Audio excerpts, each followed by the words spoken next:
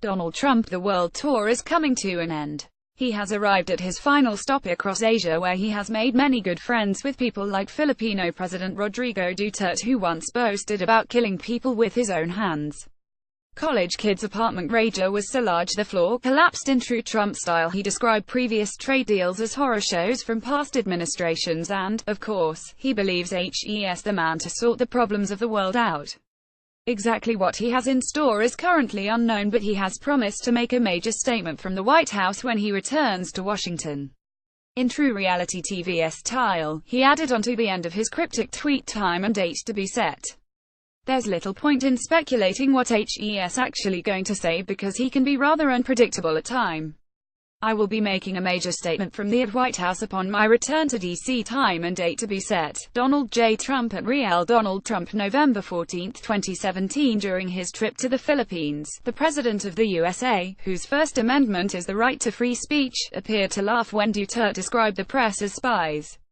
The U.S. President repeatedly praised Mr. Duterte, pointedly calling him by his first name, sharing a joke about the media and even complimenting Manila's weather.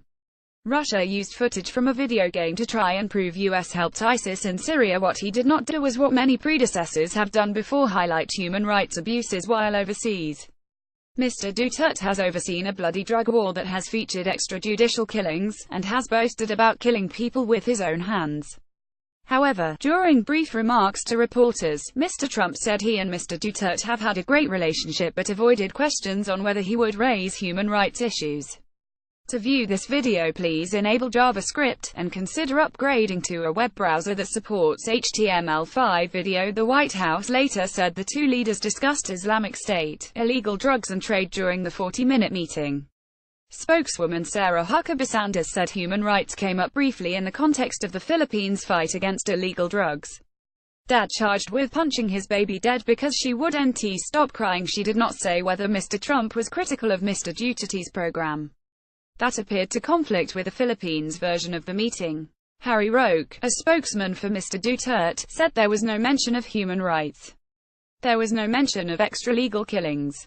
There was only a rather lengthy discussion of the Philippine war on drugs, with President Duterte doing most of the explaining. He wrapped up a tour of Asia, saying that all countries that trade with the U.S. know that the rules have changed. The United States has to be treated fairly and in a reciprocal fashion, Trump tweeted from Manila, the final stop before he arrives back in Washington on Tuesday. The massive trade deficits must go down quickly, he added. It was a theme Trump stressed repeatedly through a nearly 2-hour-week trip through Japan, South Korea, China, Vietnam and the Philippines, including during one-on-one meetings with the leaders of those nations. Trump insists that multi-billion-dollar deficits that favor U.S. trading partners will be reduced to zero, and that trade overall must be fair and mutually beneficial. He commented shortly after arriving at his third and final summit of the trip, the annual East Asia Summit of leaders from throughout the region, although he mentioned an earlier summit in the tweet. He attended a gathering of the Association of Southeast Asian Nations on Monday. Dramatic moment: driver plows into elephant on narrow road. Just arrived at ASEAN 50 in the Philippines for my final stop with world leaders, Trump said in an early tweet. Will lead to fair trade deals, unlike the horror shows from past administrations. Will then be leaving for D.C. Made many good friends. Among Trump's newest friends in the region is Philippine President Rodrigo Duterte, whom Trump repeatedly praised and joked around with on Monday. Duterte has overseen a bloody crackdown on domestic drug dealing that has featured extrajudicial killings, earning him scorn from human rights advocates. Trump did not publicly take Duterte to task for the crackdown. Instead, Trump said he and Duterte have had a great relationship and avoided questions about whether he would raise human rights concerns with the Filipino leader during a private meeting. They later issued a joint statement saying they underscored that human rights and the dignity of human life are essential, and agreed to continue maintaining the human rights agenda in the national programs.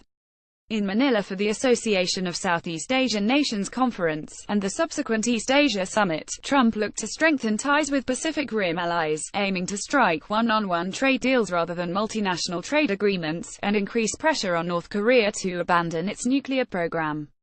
He met with Indian Prime Minister Narendra Modi and highlighted their two nations' deeper and more comprehensive ties, looking to strengthen a relationship that is vital to the U.S. vision of an Indo-Pacific region that attempts to de-emphasize China's influence.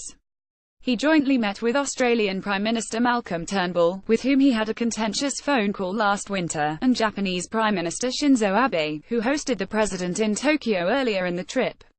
Trump raved about his accomplishments on his five-nation journey, particularly on trade and on North Korea, which the White House has suggested may be designated a state sponsor of terror.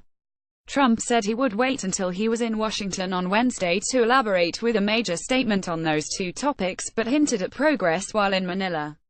"We've made some very big steps with regard to trade, far bigger than anything you know," Trump told reporters, pointing to business deals forged between U.S. and foreign companies. Trump also said the trip had been very fruitful for the United States and pointed to the warm welcomes he had received in capitals such as Tokyo, Seoul and Beijing. "It was red carpet like nobody, I think, has probably ever received," Trump said. "And that really is a sign of respect, perhaps for me a little, but really for our country. And I'm really proud of that."